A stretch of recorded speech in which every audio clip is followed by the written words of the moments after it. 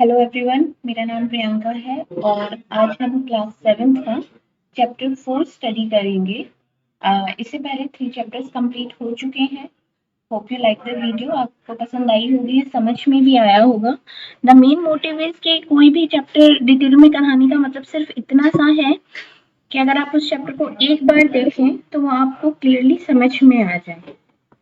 यही main motive है chapter को बहुत ही अच्छे से डिटेल में कराने का। चलिए आज हम चैप्टर 4 स्टार्ट कर रहे हैं, जिसका नेम है लड़के और लड़कियों के रूप में बड़ा होना।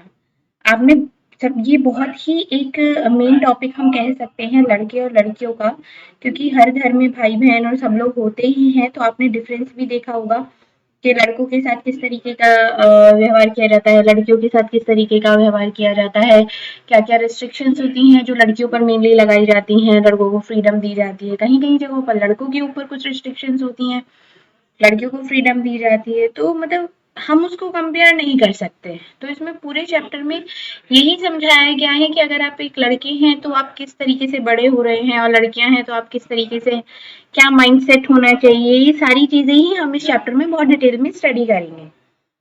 चलिए इस चैप्टर को हम स्टार्ट करते हैं। लड़का या लड़की होना किसी की भी एक महत्वपूर्ण पहचान है, उसकी अस्मिता है। इसका टर्म से इसका मतलब होता है उसकी पहचान। ठीक है, कोई एक होता है कि आप लड़के हो या आप लड़की हो, ये तो आपकी पहचान हो ही है। उसके साथ ही साथ आप क्या काम करते हो, वो भी आपकी चाहे आप संगीतकार हो, चाहे आप गीतकार हो, चाहे आप कोई एक्टर हो, चाहे कोई डॉक्टर हो, तो वो भी आपकी एक पहचान हो गई। ठीक है, आप किसी की बहन हो, माँ हो या भाभी हो, कि कोई भी रिश्ते में हो, वो भी एक पहचान में ही आता है। ठीक है, तो यहाँ पर इस टर्म से मतलब वही है। जिस समाज के बीच हम बड़े होते हैं वह हमें सिखाता है कि लड़के और लड़कियों का कैसा व्यवहार स्वीकार करने योग्य है। मतलब यहाँ पर मेन बात यह है कि आप लड़के हो तो आपको ऐसा व्यवहार करना चाहिए, आप लड़की हो तो आपका ऐसा व्यवहार करना चाहिए। और मेनली लड़कियों को बोलते हैं आपको जोर से नहीं बात करनी चाहिए, आप जोर से हंसना नहीं चाहिए। तो मैं उसी की बात कर रही हूँ यहाँ पर। उन्हें क्या करना चाहिए और क्या नहीं, हम प्राय यही सोचते हुए बड़े होते हैं कि ये सब बातें जगह सब जगह एक जैसी ही होती हैं। ऐसा नहीं है कि आप कहाँ रह रहे हैं, गांव में रह रहे हैं, शहर में रह रहे हैं, किस स्टेट में रह रहे हैं, इस बात से कोई फर्क नहीं पड़ता है। ये नॉर्मल सी बात है, सब जगह एक जैसी ही होती है। परंतु क्या सभी समाजों में लड़के और लड़कियों के प्रति एक जैसा ही नजरिया है? जो आपका दृष्टिकोण है वो एक जैसा ही है हर जगह? यही हम इसमें जानने की कोशिश करेंगे। हम यह भी देखेंगे कि लड़के और लड़कियों को दी जाने वाली अलग अलग भूमिका उन्हें भविष्य में स्त्री और पुरुष की भूमिका के लिए कैसे तैयार करती है। इस टर्म का मेन मतलब ये है कि जो व्यवहार आपके साथ स्टार्टिंग से होता चला जाता है बचपन से, वो आपको किस रूप में बड़ा कर देता है, ये एक चीज मेन मैटर करती है। सपोज अगर आप गर्ल हो और बचपन से आपके साथ एक व्यवहार किया जा रहा है, तो व्यवहार इतना पक्का हो जाता है, आपके अंदर वो चीज इतनी डेवलप हो जाती है कि या तो आप समय से पहले ही मेच्योर हो जाते हो, आपके अंदर बहुत समझदारी आ जाती है, या आप हर काम को बहुत तरीके से करना शुरू कर देती हो। तो यही सारी चीजें हैं कि शुरू से जो व्यवहार हो रहा है वो बड़े होकर आपको किस तरीका का बना दे, इसी की बात यहाँ पर हो रही है। इस पाठ में हम देखेंगे कि अधिकांश समाज पुरुष व स्त्रियों को अलग अलग प्रकार से महत्व देते हैं। जाहिर सी बात है, पुरुष को एक अलग तरीके से ट्रीट किया जाता है, स्त्रियों को एक अलग तरीके से ट्रीट किया जाता है। स्त्रियां जिन भूमिकाओं का निर्वाह करती हैं उन्हें पुरुषों द्वारा निर्वाह की जाने वाली भूमिकाओं और कार्य से कम महत्व दिया जाता है। जाहिर सी बात है। अब क्या है, एक लड़की वर्किंग है, वर्किंग होने के साथ साथ वो अपना परिवार भी देख रही है, अपने बच्चों को भी देख रही है, घर के भी सारे काम कर रही है, सब कुछ कर रही है। ठीक है, लेकिन उसकी इतनी इम्पोर्टेंस नहीं है, बल्कि उसकी उस पुरुष की ज्यादा है जो सुबह निकलकर रात को घर में घुसता है कि आज मैं पूरे दिन बहुत काम कर लिया और मैं थक गया। लेकिन बल्कि एज कंपेयर उस वो जो गर्ल है, जो स्त्री है, उसने पूरा दिन का काम भी किया, उसने घर परिवार बच्चे सबको भी देखा, सबको संभाला, अपनी जॉब भी करी, उसको कम इम्पोर्टेंस दी जाती है। इस पाठ में हम यह भी देखेंगे कि स्त्री और पुरुष के बीच काम के क्षेत्र में असमानताएं कैसे उभरती हैं, कि अगर गर्ल है तो वो इसी तरीके की जॉब कर सकती हैं और पुरुष है तो वो किसी भी तरीके की जॉब कर सकते हैं। ठीक है, यही इसमें एक्सप्लेन किया जाएगा आगे। अब चलिए आगे देखते हैं। 1920 के दशक में सामोआ द्वीप में बच्चों का बड़ा होना, ये एक जगह का नाम है। वहां पर बच्चे किस तरीके से बड़े होते हैं, 1920 की बात हो रही है यहाँ पर। ठीक है। सामोआ द्वीप प्रशांत महासागर के दक्षिण में स्थित छोटे छोटे द्वीपों के समूह का ही एक भाग है। इसमें समाज पर किए गए अनुसंधान की रिपोर्ट के अनुसार 1920 के दशक में बच्चे स्कूल नहीं जाते थे उस टाइम पर। वे बड़े बच्चों और वयस्कों से बहुत सी बातें सीखते थे, मतलब बड़े जो करते रहते थे वो उन्हीं से ही सीखते रहते थे और अलग से स्कूल नहीं जाते थे। जैसे कि छोटे बच्चों की देखभाल या घर के काम कैसे करने हैं या द्वीपों पर मछली पकड़ना एक महत्वपूर्ण कार्य था, इसलिए किशोर बच्चे मछली पकड़ने के लिए सुदूर यात्राओं पर जाना सीखते थे। लेकिन ये बातें वे अपने बचपन के अलग अलग समय पर सीखते थे। अब जैसे बच्चे थोड़ा सा बड़ा हुआ तो वो कुछ और सीखेगा, उससे थोड़ा सा बड़ा हुआ तो वो और बच्चों से कुछ बातें सीखेगा जो उससे बड़े हैं, उन्हें स्पेशली स्कूल नहीं जाते थे मतलब वो। तो यही बात है यहाँ पर। छोटे बच्चे जैसे ही चलना शुरू कर देते थे, उनकी माताएं या बड़े लोग उनकी देखभाल करना बंद कर देते थे। यह जिम्मेदारी बड़े बच्चों पर आ जाती थी।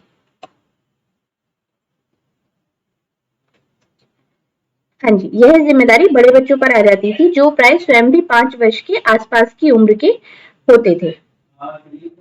एक सेकेंड। हाँ जी, ये जिम्मेदारी बड़े बच्चों पर आ जाती थी जो प्राय स्वयं भी 5 वर्ष के आसपास की उम्र के होते थे। यहाँ पर क्या हो रहा है कि जो छोटे बच्चे थे, ठीक है, अब छोटे बच्चे जैसे ही उन्होंने चलना स्टार्ट किया तो जो 5 साल के बच्चे होते थे अब वो उन्हें देखेंगे, मतलब पेरेंट्स देखना छोड़ देते थे। ये सारी बात हो रही है। लड़के और लड़कियां दोनों अपने छोटे भाई बहनों की देखभाल करते थे, लेकिन जब कोई लड़का लगभग 9 वर्ष का हो जाता था वह बड़े लड़के के समूह में सम्मिलित हो जाता था और बाहर के काम सीखता था। मतलब कितनी वर्ष की उम्र में, 9 वर्ष की उम्र में। वैसे तो ठीक है, लेकिन जैसे ही वो 9 साल का होता था उसके बाद तुरंत ही वो बड़े बच्चों के साथ बड़े लड़कों के ग्रुप में चला जाता था और जो बड़े बड़े काम होते थे वो सब वो सीखता था, जैसे कि मछली पकड़ना, नारियल के पेड़ लगाना, ये सारे काम होते थे। और लड़कियां जब 13-14 साल की नहीं हो जाती थी, छोटे बच्चों की देखभाल और बड़े लोगों के साथ छोटे छोटे कार्य करती थी। मतलब वो क्या काम करती थी, छोटे बच्चों की देखभाल करती थी और जो छोटे मोटे काम होते थे वो सब करती थी। लेकिन जब वे 13-14 वर्ष की हो जाती थी वे अधिक स्वतंत्र होती थी। लगभग 14 वर्ष की उम्र के बाद वे भी मछली पकड़ने जाती थी, बागानों में काम करती थी और डलिया बुनना सीखती थी। खाना पकाने का काम अलग से बनाए गए रसोई घरों में होता था, जहां लड़कों को ही अधिकांश काम करना होता था, लड़कियां उनकी मदद करती थी। यहाँ पर क्या हो रहा है कि लड़के काम करते थे किचन में, लड़कियां उनकी हेल्प करती थी। ठीक है। अब यहाँ पर बात हो रही है 1960 की। पहले हमने बात करी थी 1920 की। ठीक है, कि 1920 में क्या होता था। अब हम बात करें कि 1960 में क्या होता था। मध्य प्रदेश में पुरुष के रूप में बड़ा होना। ठीक है, चलिए अब ये देख लेते हैं इसके साथ ही एक बार। आपके बड़े होने के अनुभव समूह के बच्चों और किशोरों के अनुभव से किस प्रकार भिन्न है। इन अनुभवों में वर्णित क्या कोई एक ऐसी बात है जिसे आप अपने बड़े होने के अनुभव से शामिल करना चाहते हैं। ये स्पेशली आपके टोटल एक्सपीरियंस के ऊपर बेस्ड है कि आपने किस तरीके का एक्सपीरियंस किया है जब आप बड़े हुए हैं। तो चलिए अब ये देख लेते हैं। निम्नलिखित आलेख 1960 में मध्य प्रदेश के एक छोटे शहर में रहने और स्कूल जाने के वर्णन से लिया गया है। कक्षा 6 में आने के बाद लड़के और लड़कियां अलग अलग स्कूल में जाते थे। मतलब 5th क्लास तक तो वो सब साथ पढ़ते थे, लेकिन 5th क्लास के बाद उनके स्कूल्स अलग अलग हो जाते थे। लड़कियों के स्कूल लड़कों के स्कूल से बिल्कुल अलग ढंग से बनाए जाते थे। उनके स्कूल के बीच में एक आंगन होता था जहां वे बाहरी दुनिया से बिल्कुल अलग रहकर स्कूल की सुरक्षा में खेलती थी। लड़कों के स्कूल में ऐसा कोई आंगन नहीं होता था, बल्कि उन्हें खेलने का मैदान के रूप में एक बहुत बड़ा सा खुला स्थान दे दिया जाता था जो स्कूल से अलग होता था। हर शाम स्कूल के बच्चे लड़के सैकड़ों लड़कियों की भीड़ की गलियों से जाते हुए देखा करते थे। सड़कों पर जाती हुई लड़कियां बड़ी गंभीर दिखाई देती थी। मतलब जब उनके स्कूल अलग हो गए, उनकी स्कूल्स की जो चीजें हैं वो अलग हो गई। अब लड़कियों के स्कूल में तो बीच में भाई आंगन बना दिया गया है, वहीं पर ही वो खेलेंगे। लेकिन लड़कों का क्या है, उनके बीच में वो पूरा खुला मैदान है, जाओ और कहीं पर भी खेलो। ठीक है, तो लड़कियां बहुत गंभीर सी दिखाई देती रहती थी हमेशा। जैसे जो सड़कों पर अनेक कामों के लिए उपयोग करते थे, जैसे यूं ही खड़े खड़े खाली समय बिताने के लिए, दौड़ने और खेलने के लिए और साइकिल चलाने के लिए, कर्तव्यों को आजमाने के लिए। लड़कियों के लिए गली सीधे घर पहुंचने का एक माध्यम थी। लड़कियां हमेशा समूह में जाती थी। शायद उनके मन में यह डर था कि उन्हें कोई छेड़ ना दे या उन पर कोई हमला ना कर दे, तो हमेशा क्या करती थी, ग्रुप में ही जाती थी और जो गली बनी हुई थी उसी में से जाएंगी और सीधे डायरेक्ट यहाँ पर घर पहुंच जाएंगे। ये था उनका से। अब ऊपर के हमने ये दो एग्जाम्पल्स पढ़ लिए हैं, इसके बाद हमें लगता है कि बड़े होने के भी कई तरीके होते हैं। जैसे कि हम सोचते हैं कि बच्चे एक ही तरीके से बड़े होते हैं, ऐसा नहीं है। ऐसा इसलिए क्योंकि हम अपने अनुभवों से ही सबसे ज्यादा परिचित होते हैं। यदि हम अपने परिवार के बुजुर्गों से बात करें तो पाएंगे कि उनका बचपन शायद हमारे बचपन से बिल्कुल अलग था। जाहिर सी बात है कि जैसे हमारे पेरेंट्स बड़े हुए हैं, जैसे हम बड़े हुए हैं, जैसे आगे आने वाली जनरेशन बड़ी हो रही है, तीनों में ही अगर हम देखें तो जरूरत से ज्यादा ही डिफरेंस होगा। आज के बच्चे अलग तरीके से डेवलप हो रहे हैं, हम अपने बचपन में अलग तरीके से बड़े हुए हैं, तो यही सारी चीजें मैटर करती हैं। हम ये भी अनुभव करते हैं कि समाज लड़कियों और लड़कियों में स्पष्ट अंतर करता है। ये बात बहुत सही है, चाहे कोई कितना ही मॉडर्न क्यों ना हो जाए, लेकिन अगर बात लड़के और लड़की की आती है तो सारे डिफरेंसेस आ जाते हैं। यहाँ पर कुछ नहीं चलता, कोई समाज सब एक जैसे हो जाते हैं। यह बहुत कम आयु से ही शुरू हो जाता है, बिल्कुल जब छोटे होते हैं तभी जिसे ये चीजें स्टार्ट हो जाती हैं। जैसे कि उन्हें अगर हम खेलने के लिए खिलौने भी देते हैं तो बॉयज को कार देंगे और गर्ल को डॉल दे देंगे, तो ये अलग हो गया। इसको कार देंगे, इसको डॉल देंगे, ये चीजें भी अलग हो गई। दोनों ही खिलौने खेलने में आनंददायक हो सकते हैं, लेकिन यही बात है कि लड़कियों को गुड़िया और लड़कों को कारें ही क्यों दी जाती हैं। खिलौने बच्चों को ये बताने का माध्यम बन जाते हैं कि जब वे बड़े होकर स्त्री पुरुष बनेंगे तो उनका भविष्य अलग अलग होगा। भाई अगर स्टार्टिंग से ही उसे डॉल के साथ खिलाया जा रहा है या स्टार्टिंग से ही उसे कार दी जा रही है, तो इसका मतलब उसको ये बताया जा रहा है कि भैया जब तुम बड़े हो जाओगे तो तुम दोनों में कितना डिफरेंस हो जाएगा, तुम्हारा फ्यूचर अलग अलग होगा।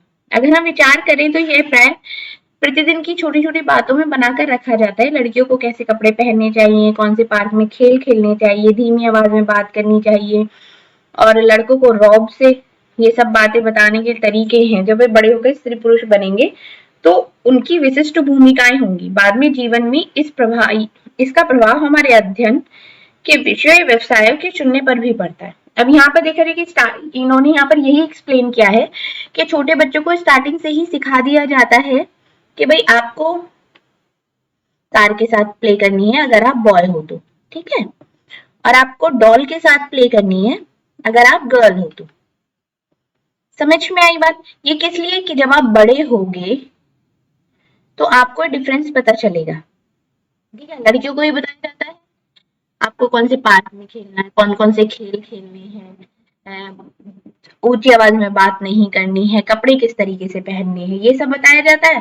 लड़कों को तुमको रौब से बात करनी है, तुम्हें कौन से व्यवसाय चुनने हैं, बड़े होकर तुम क्या बनोगे, क्या तुम्हारी भूमिकाएं होंगी। तो ये सारी चीजें उनको बहुत ही इनिशियल स्टेज पे स्टार्ट करा दी जाती है, लड़के और लड़कियों में। अब यहाँ पर इन्होंने एक स्टोरी दी है, मैं स्टोरी आपको एक पहले बता देती हूँ, फिर इसको पढ़ते हैं। स्टोरी में इन्होंने बताया गया है कि अगर आप वर्किंग नहीं हो तो आपकी क्या इंपॉर्टेंस है, क्योंकि घर का काम एक वर्किंग प्रोफाइल में नहीं आता है। ये इस स्टोरी के थ्रू बताया गया है। चलिए इसको एक बार पढ़ लेते हैं। मेरी माँ काम नहीं करती, ठीक है, यहाँ पर मेरी माँ काम नहीं करती है से मतलब है जो उसकी मम्मा है वो जॉब नहीं करती। जॉब मतलब बाहर जाके किसी कंपनी में या किसी कोई भी उनका कोई प्रोफेशन नहीं है। यहाँ पर एक बार देख लेते हैं। अधिकांश समाजों में जिनमें हमारा समाज भी सम्मिलित है, पुरुषों और स्त्रियों की भूमिकाओं और उनके काम के महत्व को समान नहीं समझा जाता है। पुरुषों और स्त्रियों की हैसियत एक जैसी नहीं होती है। आओ देखें कि पुरुषों और स्त्रियों के द्वारा किए जाने वाले कामों में ये असमानताएं कैसे हैं। पहले ये पढ़ लेते हैं। इसमें क्या है, माँ हम सभी, ये एक गर्ल अपनी मम्मा से बात कर रही है। माँ हम सभी बच्चे स्कूल से भ्रमण पर जा रहे हैं। रोजी मैडम को साथ चलने के लिए किसी बड़े की जरूरत है। क्या आप अपने ऑफिस से एक दिन की छुट्टी लेकर हमारे साथ चल सकती हैं? वैसे हरप्रीत की माँ हमेशा ऐसे समय पर हमारे साथ जाती है क्योंकि वे कोई काम नहीं करती है। सोनाली तुम ऐसा कैसे कह सकती हो? तुम जानती हो जसप्रीत आंटी रोज सुबह 5 बजे उठ जाती है और घर के सारे काम करती हैं। हाँ पर वे कोई काम नहीं करती है ना, ये तो बस घर के काम है।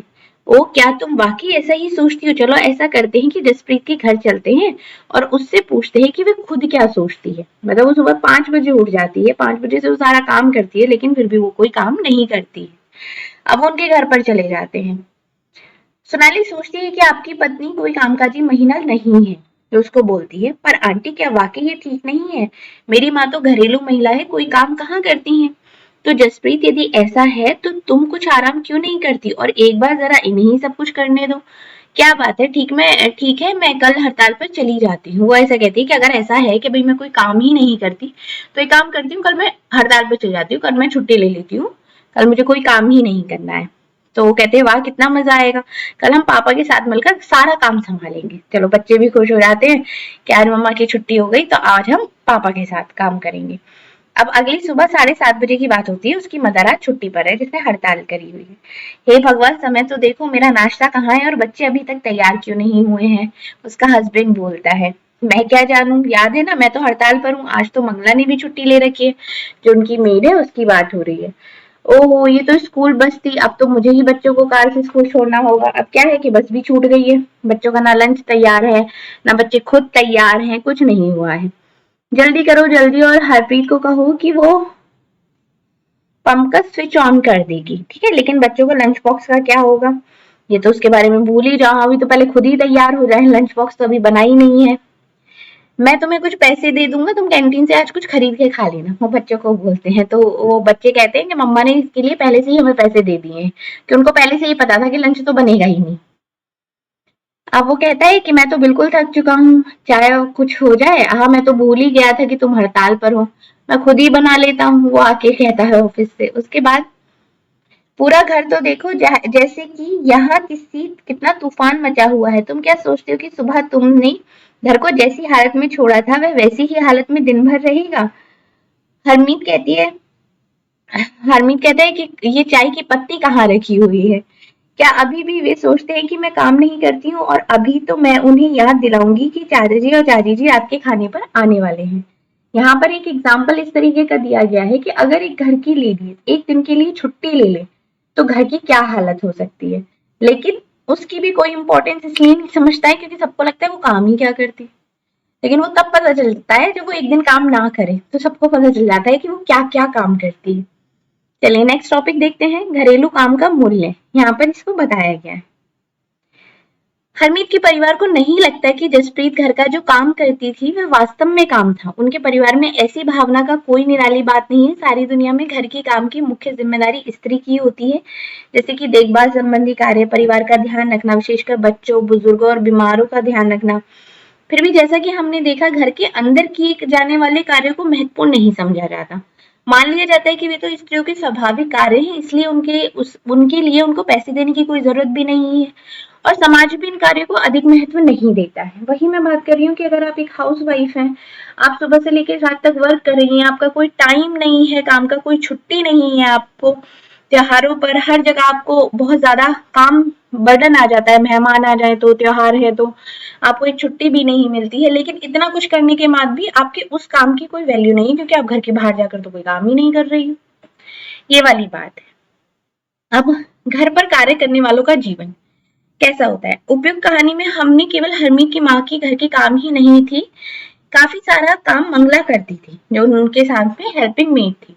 उनके घरेलू काम में मदद के लिए लगाई गई थी। बहुत से घरों में, विशेषकर शहरों या नगरों में, हेल्प के लिए लगा लिया जाता है। वे बहुत काम करती है, जैसे कि झाड़ू लगाना, सफाई करना, कपड़े बर्तन धोना, कहीं कहीं पर खाना बनाना, छोटे बच्चों और बुजुर्गों की देखभाल करना आदि। घर का काम करने वाली अधिकांश स्त्रियां होती हैं। कभी कभी इन कार्यों को करने के लिए छोटे लड़के या लड़कियों को भी काम पर रख लिया जाता है, लेकिन घरेलू काम का अधिक महत्व नहीं है, इसलिए इन्हें मजदूरी भी कम ही दी जाती है। मतलब कोई घरेलू काम को इतना इम्पोर्टेंट ही नहीं समझता है, इसलिए जो उनको पैसे दिए जाते हैं वो भी इसी हिसाब से दिए जाते हैं, क्योंकि सबको लगता है कि घर के काम की तो कोई इम्पोर्टेंस ही नहीं है। घरेलू काम करने वालों का दिन सुबह 5 बजे से शुरू होकर देर रात 12 बजे तक भी चलता है। मैंने वही बताया कि काम का कोई टाइम ही नहीं है।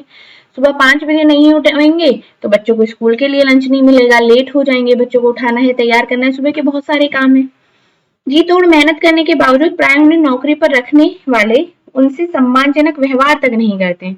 दिल्ली में घरेलू काम करने वाली एक स्त्री मैनाली ने अपने अनुभव के बारे में इस तरीके से बताया। अब यहाँ पर बात हो रही है मेड्स की, कि मतलब मेड सुबह आ जाती हैं, इतना सारा काम करती हैं, लेकिन फिर भी उन्हें वो रिस्पेक्ट नहीं मिलती पूरा दिन काम करने के बाद में, जो उन्हें असल में मिलनी चाहिए। तो यहाँ पर एक मेड है जो अपने एक्सपीरियंस को शेयर कर रही है। मेरी पहली नौकरी एक अमीर परिवार में लगी थी जो 3 मंजिले भवन में रहता था, मतलब 3 मंजिल था उनका घर। मैम साहब अजीम महिला थी जो हर काम कराने के लिए चिल्लाती रहती थी।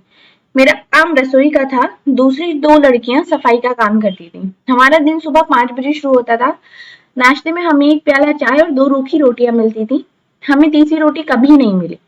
शाम के समय जब मैं खाना पकाती थी तो दोनों लड़कियां मुझसे एक एक रोटी मांगती थी। मैं चुपके से उन्हें एक रोटी देती थी और खुद भी एक रोटी ले लेती थी। हमें दिन भर काम करने के बाद बड़ी भूख लगती थी। हम घर में चप्पल नहीं पहन सकते थे, ठंड के मौसम में हमारे पैर सूज जाते थे। मैं मेम साहब से डरती थी, परंतु मुझे गुस्सा भी आता था और अपमानित भी महसूस होता था कि क्या हम दिन भर काम नहीं करते थे, क्या हम कुछ सम्मानजनक व्यवहार के योग्य नहीं थे। मतलब इतना कुछ करने के बाद में बहुत जगह तो बहुत ही रूड और अजीब सा व्यवहार किया जाता है मेड्स के साथ में, कहीं कहीं पर फिर भी बहुत अच्छे से व्यवहार किया जाता है। वास्तव में जिसे हम घरेलू काम कहते हैं उनमें अनेक कार्य सम्मिलित रहते हैं। इनमें से कुछ कामों में बहुत शारीरिक मतलब बहुत मेहनत लगती है। अब जैसे कि ग्रामीण और शहरी क्षेत्रों में औरतों और लड़कियों को दूर दूर से पानी लाना पड़ता है। ग्रामीण क्षेत्रों में स्त्री और लड़कियों को जलाऊ लकड़ी के भारी गट्ठर सर पर ढोने पड़ते हैं। कपड़े धोने, सफाई करना, झाड़ू लगाना, वजन उठाने के कामों में झुकना, उठाने और सामान लेकर चलने की जरूरत होती है। बहुत से काम जैसे कि खाना बनाने में लंबे समय तक गर्म चूल्हे के सामने खड़ा रहना पड़ता है। जो स्त्रियां काम करती हैं वे भारी और थकाने वाला शारीरिक काम होता है, जबकि हम आमतौर पर सोचते हैं कि पुरुष ही ऐसा काम कर सकते हैं, बल्कि ऐसा नहीं है। स्त्रियां ही सारे काम करती हैं जिनमें बहुत ज्यादा शारीरिक श्रम लगता है। घरेलू और देखभाल के कामों का एक अन्य पहलू है जिसे हम महत्व नहीं देते हैं, वह है इन कामों में लगने वाला लंबा समय। अब सुबह 5 बजे से लेके अगर देखा जाए रात के 12 बजे तक कितना समय हो गया, कितने घंटे हो गए लगातार काम करते करते। वास्तव में हम स्त्रियों द्वारा किए जाने वाले घर के और बाहर के कामों को जोड़ें तो हमें पता चलेगा कि कुल मिलाकर स्त्रियां पुरुषों से अधिक काम करती हैं। अगर देखा जाए, अगर हमें कि एस्टिमेट लगाएं तो लड़कियां घर के काम भी वो पूरे करती हैं और जो जॉब बाहर कहीं नौकरी करती है तो वो भी करती है, और इन दोनों को अगर मिला के देखा जाए तो वो एक पुरुष से ज्यादा काम करती है।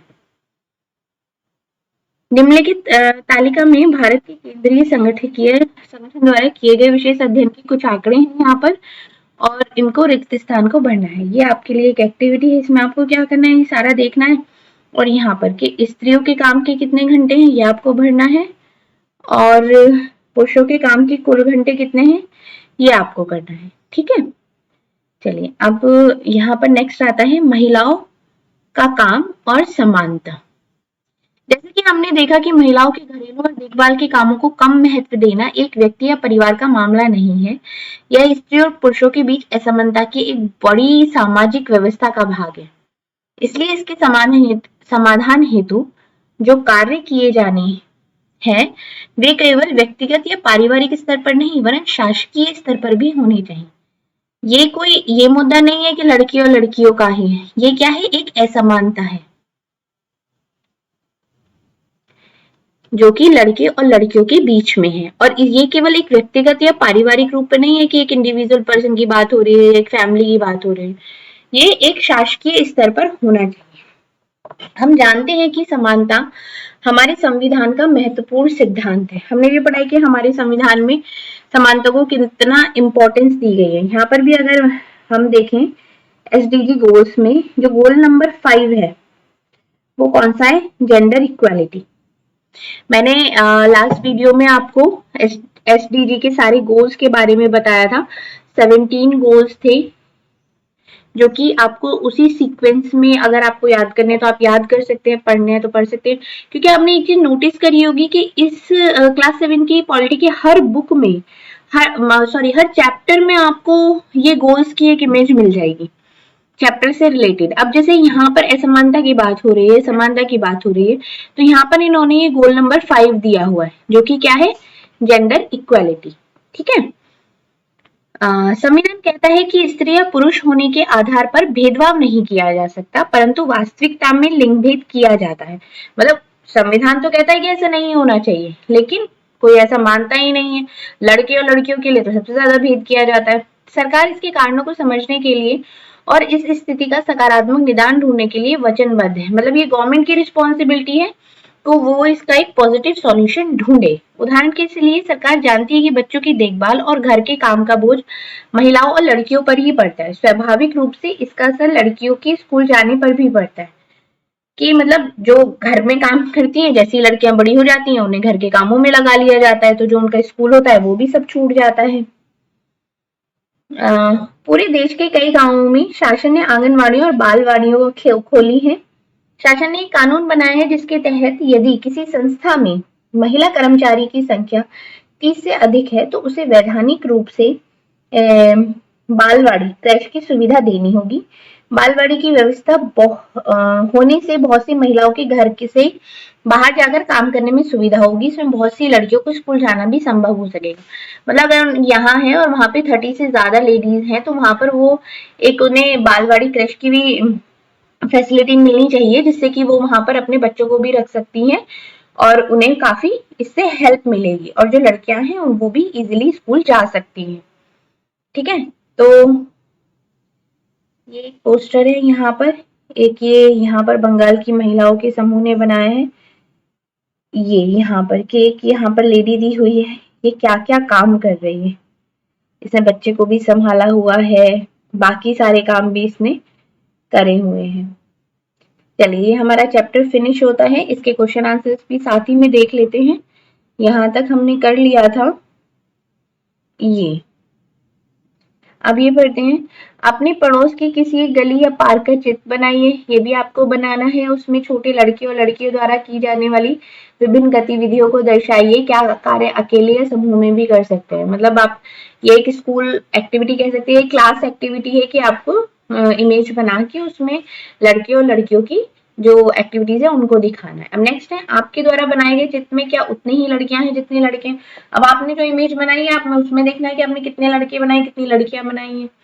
या जाहिर सी बात है कि आपने लड़कियां कम बनाई होंगी, तो आप उसका रीजन बताइए कि आपने क्यों कम बनाई है। या आपकी पड़ोस में या सड़क पर, पार्कों में और बाजारों में किस समय तक लड़कियां कम दिखाई देती हैं, वो भी आपको देखना है। क्या लड़के और लड़कियां अलग अलग कामों में लगे हैं, क्या आप विचार करके इसका कारण बता सकते हैं। यदि आप लड़कियों और लड़कियों का स्थान परस्पर बदल देंगे, अतः लड़कियों के स्थान पर लड़कों और लड़कों के स्थान पर लड़कियों को रखेंगे, तो क्या होगा। ये सारी आपकी इमेज के ऊपर ही बेस्ड है। ठीक है, नेक्स्ट आता है, क्या हरमीत और सोनाली का यह कहना सही था कि हरमीत की माँ काम नहीं करती है। बिल्कुल गलत था, क्योंकि वो एक वर्किंग वुमेन से या एक पुरुष से ज्यादा काम करती हैं। उनका काम सुबह शुरू होता है और रात तक खत्म होता है 12 बजे तक, और इनफैक्ट कोई टाइम ही नहीं है।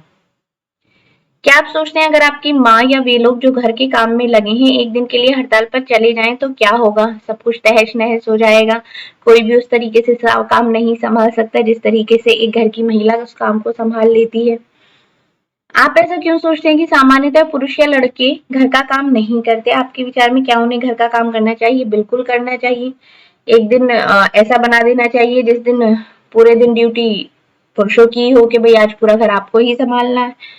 तो उससे क्या होगा, उससे उस लेडी की अहमियत उन्हें पता चलेगी कि आखिर पूरे दिन क्या क्या करती है और कैसे करती है। हरियाणा और तमिलनाडु राज्यों में स्त्रियां प्रति सप्ताह का कुल कितने घंटे काम करती है। मैंने बताया यही आपको कैलकुलेट करके यहाँ पर निकालना है। इस संबंध में स्त्रियों पुरुषों में कितना फर्क दिखाई देता है ये आपको सी से पता चल जाएगा जब आप उसमें देखिए उनके जो आवर्स है वो किस हिसाब से है। ठीक है, ये हो गया। अब इसके ये 4 क्वेश्चन है, ये भी एक बार देख लेते हैं, तो ये हमारा चैप्टर कंप्लीट हो जाएगा। साथ में दिए गए कुछ कथनों पर विचार कीजिए और बताइए कि वे सत्य हैं या असत्य हैं, ट्रू है या फॉल्स है। आपके उत्तर के समर्थन में एक उदाहरण भी आपको देना है। घर का काम अदृश्य होता है, पहला पॉइंट, और इसका कोई मूल्य नहीं चुकाया जाता। घर के काम शारीरिक रूप से थकाने वाले होते हैं। घर के कामों में बहुत समय चला जाता है। अब शब्द क्या है, अदृश्य होना, किसी को दिखाई नहीं देता है कि पूरा दिन क्या काम हो रहे हैं। शारीरिक रूप से थकना, जब कुछ काम होते हैं जिनमें ये बहुत थकान होती है या बहुत मेहनत करनी पड़ती है, इसमें क्या होती है शरीर में और थकान बढ़ जाती है। समय खप जाना, समय खप जाने का मतलब है कि वो इतने टाइम टेकिंग होते हैं कि सुबह से रात कब हो जाती है आपको पता ही नहीं चलता है। ये सारे पॉइंट्स यहाँ पर क्लियर हो गए। अपने घर की महिलाओं के काम के आधार पर हर बात को एक उदाहरण से समझाइए। अब ये मैंने पॉइंट्स क्लियर कर दिए, आप इजिली आप इनका एक एक एग्जाम्पल्स लिख सकते हैं। नेक्स्ट है, ऐसे विशेष खिलौनों की सूची बनाइए जिनमें लड़के खेलते हैं और ऐसे जिनमें केवल लड़कियां खेलती हैं। ये आपको लिस्ट बनानी है कि जो लड़के हैं वो किस खिलौने से खेलते हैं और जो लड़कियां हैं वो क्या उनके क्या क्या टॉयज होते हैं। यदि दोनों की सूची में अंतर है तो बताइए कि ऐसा क्यों होता है, और जब वो बड़े हो जाएंगे तो उनमें बच्चों की क्या भूमिका निभानी होगी, ये इसमें लिखना है आपको। अगर आपके घर में आसपास घर के कामों में मदद करने वाली कोई महिला है तो उनसे बात करनी है, उनके बारे में थोड़ा जानने की कोशिश करनी है कि उनके घर में कौन कौन है, वे क्या करते हैं, उनका घर कहाँ है, वो रोज कितने घंटे काम करती है, कितना कमा लेती है, और इन सब की एक विवरण बनाकर एक छोटी सी कहानी लिखनी है। ठीक है, यहाँ पर है सभी समुदाय समाजों में लड़के और लड़कियों की भूमिकाओं के बारे में एक जैसे विचार नहीं पाए जाते हैं। हमारा समाज बढ़ते हुए लड़कों और लड़कियों में कोई भेद नहीं करता। वे महिलाएं जो घर पर रहती हैं कोई काम नहीं करती या महिलाओं के काम पुरुषों के काम की तुलना में कम मूल्यवान समझे जाते हैं। चलिए चैप्टर यहाँ पर खत्म होता है। यहाँ पर कुछ पॉइंट्स दिए हुए हैं, इन्हें भी आप समझ सकते हैं कि इनका मीनिंग क्या है। ठीक है, चलिए होप सो ये पूरा चैप्टर आपको बहुत अच्छे से समझ में आ गया होगा। मैंने काफी डिटेल में ही इसको समझाया है, इतना ज्यादा डिफिकल्ट नहीं है, बहुत इजी सा चैप्टर है। आप एक बार पढ़ेंगे तो भी आपको बहुत अच्छे से समझ में आ जाएगा। ठीक है, चलिए होप सो सब आपको समझ में आ रहा है।